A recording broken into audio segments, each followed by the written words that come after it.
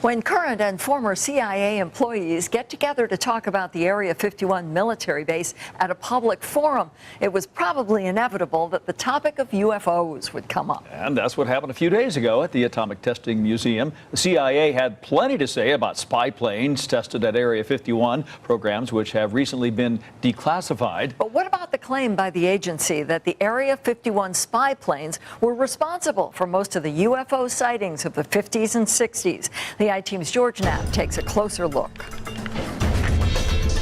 what happens at that secret base called Area 51 is known by everybody. There's nothing secret. The panel of current and former CIA staffers who spoke at the Atomic Testing Museum Friday had their tongues in their cheeks when talking about Nevada's rock star of military bases, Area 51. No secrets here, they told the crowd. It's all out in the open. Secrets can be kept, right?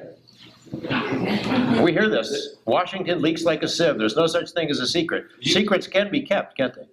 I can't confirm or deny that we keep any secrets anymore. It's been 9 years since CIA Chief Historian Dr. David Robarge was assigned to declassify information about the amazing aircraft built for the CIA and tested at Area 51. T.D. Barnes, a longtime CIA radar expert at 51, has helped to spread the word by posting photos and documents about the work that helped win the Cold War. The fact is, secrets can be kept, and CIA has always been good at it. Barnes couldn't tell his own wife where he worked. He did not have a need to know, did not have the security clearance, he didn't get in. For more than half a century, CIA has grappled with secrecy concerning UFOs. After a nationwide wave of sightings in 1952, the agency convened the so-called Robertson Panel, which spent all of 12 hours studying UFO cases and concluded UFOs are not a threat to national security, but the reporting of UFOs might be. So the agency recommended a policy of debunking UFO sightings. For years, CIA denied any interest in UFOs at all, but it now admits that was a lie. Documents obtained via public records laws show it continued to collect UFO information at least into the 70s. During the event at the Atomic Museum, a filmmaker named Jeremy Corbell asked if the agency is still interested. So the CIA is no longer studying the UFO phenomenon, or they are? They're not officially right now studying the UFO phenomenon.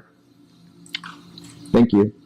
Dr. Robarge told the audience about a CIA report written a few years ago in which the agency claimed that most of the UFO reports of the 50s and 60s were caused by the spy planes from Area 51, including the gangly U-2. And he found a 75% correlation between just these black projects and UFO sightings. But a longtime physicist for the U.S. Navy says such a claim is flat-out preposterous. It's preposterously still preposterous. When the CIA first made its claim a few years ago, Dr. Bruce Maccabee did what most journalists never bothered to do. He checked. Did the number of UFO reports suddenly jump when the U-2 started flying? No.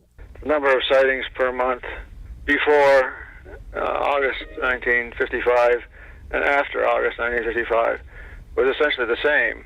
There's no impact on the sighting rate due to the sudden start of U-2 flights. In a book he wrote, Dr. Maccabee notes that UFO sightings were much higher in the years before the U-2 or SR-71 were even built. And to point out the obvious, the spy planes don't exactly look like flying saucers. They don't behave like the craft in UFO reports, hovering over cars or homes or landing in backyards. There were UFO sightings long before those planes ever flew and long after they stopped. The CIA, he says, is trying to pull a fast one again. The CIA employees and contractors who toiled in secrecy at Area 51 helped win the Cold War. They did so in part by using disinformation and cover stories, even with their own families. It's an agency known for relying on subterfuge and misdirection. Truth, not so much. George Knapp, 8 News Now. Thanks, George.